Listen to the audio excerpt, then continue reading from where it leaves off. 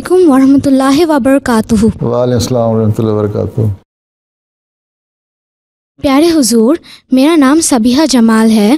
میرا سوال یہ ہے کہ خلافت کی انتخاب کے لیے جب آپ جانے والے تھے تو اس سے پہلے کیا آپ نے خلافت کے بارے میں کوئی خواب دیکھی تھی؟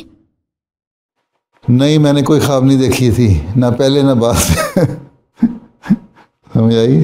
ہاں، لوگوں نے دیکھی تھی جنہوں نے نہ ووٹ کا حق استعمال کیا تھا، انہوں نے خوابیں دیکھی ہوئی تھیں، تو اس لیے یا بعضوں کو دل میں اللہ تعالیٰ نے ویسے ہی ڈال دیا تھا، خواب نہیں دیکھی تھی، یا بعضوں کو اس موقع کے اوپر دل میں اللہ تعالیٰ نے ڈال دیا، لیکن میں نے کوئی خواب نہیں دیکھی تھی ہیں، اور نہ ہی میں کبھی سوچ سکتا تھا اس مقام پہ پہنچنے کے لیے۔ ٹھیک ہے؟ جی حضور۔ چلو پھر بیٹھ جاؤ۔ جزاک اللہ حضور۔